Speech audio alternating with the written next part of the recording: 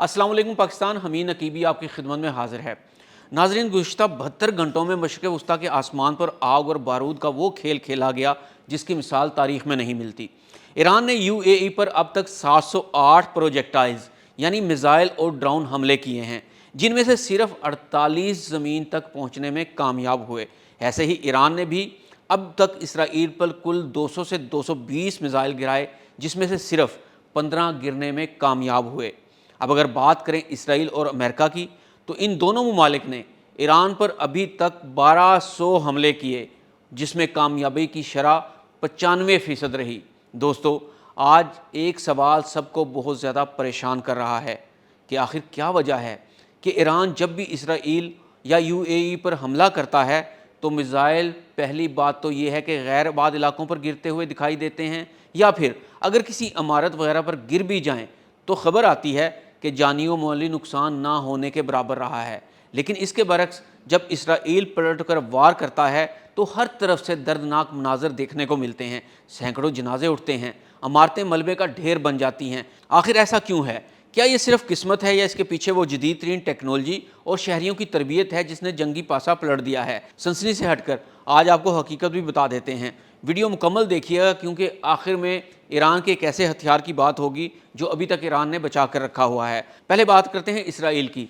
गुज़िश्ता 72 घंटों में ईरान ने तकरीबन 200 से 220 बैलिस्टिक मिसाइल इसराइल की सिमत दागे, लेकिन इसराइल में हलाकतें ना होने के बराबर रहीं। इसके पीछे 3 बड़ी वजूहात हैं। पहली बड़ी वजह multi layer defence system. Israel के पास दुनिया का वो वाहिद निज़ाम है जो 3 तहों में काम करता है। सबसे पहले नंबर आता है एरो 3 का, जो मिसाइल को ज़मीन की फ़िज़ा से बाहर यानी खला में ही तबाह कर देता है। अगर कोई मिसाइल वहाँ से बच निकले तो डेविड स्लिंग इसे दरमियानी बुलंदी पर पकड़ लेता है, और आखिर में है आयरन डोम, जो छोटे रॉकेटों का शिकार करता है। दूसरी बड़ी वजह है साइबर ऑपरेशंस और GPS स्पूफिंग।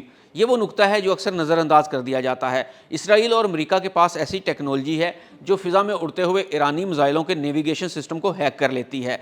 इससे होता क्या है? मिसाइल का रुख तल अबीब की तरफ होता है, लेकिन इलेक्ट्रॉनिक सिग्नल्स के ज़रिए मिसाइल के कंप्यूटर को ये यकीन दिला दिया जाता है कि वो अपने हदफ पर पहुंच गया है या रास्ता भटक गया है। नतीजा ये निकलता है कि मिसाइल किसी खाली सहरा या समुद्र में जा गिरता है। इसे सॉफ्ट किल कहा जाता है। तीसरी बड़ी वजह शहरियों की लोहे जैसी तरबियत। इसराइल का बच्चा बच्चा जानता है कि सायरन बजने पर क्या करना है। हर इमारत में मामाद यानी धमाका प्रूफ महफूज कमरे मौजूद हैं। सायरन बजने के महज 15 से 90 सेकंड के अंदर पूरी आबादी ज़मीन 2 शेल्टर्स में चली जाती है। यही वजह है कि मिसाइल गिरने के बावजूद जानी नुकसान नहीं होता।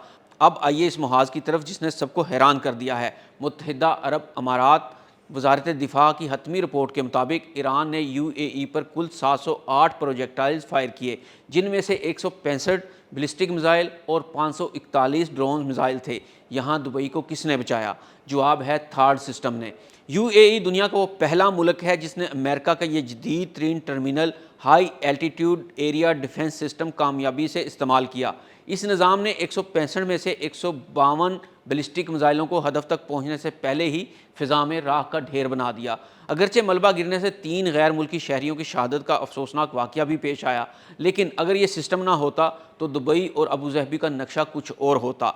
अब ज़रा इस पहलू पर भी गौर करें कि ईरान में इतना नुकसान क्यों होता है। इसराइल जब हमला करता है तो वो 1200 मिसाइल नहीं दागता, बल्कि वो 1200 इदहाफ को निशाना बनाता है। इसराइली फ़िज़ाइया PGMS इस्तेमाल करती है, यानी वो बम जो इंच के फ़र्क से भी अपने हदफ को पहचानते हैं। उन्होंने S-300 ईरान के रडार्स को पहले ही मरहले में अंधा कर दिया था। जब रडार्स ही तबाह हो गए तो ईरान के पास आने वाले इसराइली तैयारों को देखने या रोकने का कोई रास्ता नहीं बचा। यही वजह है कि इसराइल की एक स्ट्राइक ईरान के 100 मिसाइलों पर भारी पड़ती है। खुलासा ये है कि ईरान की जंग तादाद यानी क्वांटिटी की है, जबकि इसराइल और UAE की जंग टेक्नोलॉजी यानी क्वालिटी और दिफाई बर्तरी की है। दोस्तों, इसमें कुछ शक नहीं है कि ईरान ने तनहा जो कुछ कर दिया है वो पूरी दुनिया में एक सुपर ताकत के सामने डट जाने से कम नहीं है। ईरान ने पूरे 20 साल पाबंदियों का सामना किया, भूखे रहे, अपने पेट काट कर दिफाई निज़ाम को मजबूत किया। ईरान जो भी मिसाइल चला रहा है वो अपने बनाए हुए मिसाइल हैं।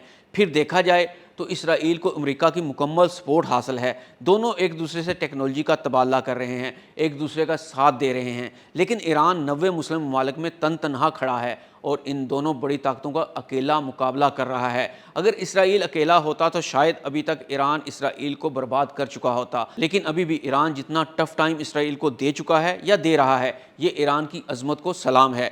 ان سب مشکلات میں اللہ کی مدد ہی آخری فیصلہ کرتی ہے، اور ایران اپنی دفاعی طاقت کے ساتھ ساتھ اللہ پر مکمل بھروسہ کیے ہوئے ہے۔ لیکن یہ بھی حقیقت ہے کہ جب تک ایران اپنی فضائی دفاع کو اسرائیل یا UAE کی سطح پر نہیں لاتا، تب تک یہ توازن برقرار رہے گا۔ ایک طرف اربوں ڈالر کی دفاعی نظام اور تربیت یافتہ عوام ہیں، دوسری طرف صرف میزائلوں کی تعداد۔ لیکن دوستو، یہ بھی حقیقت ہے کہ جب تک ایران اپنے فضائی دفاع کو اسرائیل یا UAE کی سطح پر نہیں لاتا، تب تک یہ توازن برقرار نہیں ہو سکتا۔ حمید نقیبی کو اجازت دیجیے، اللہ حافظ۔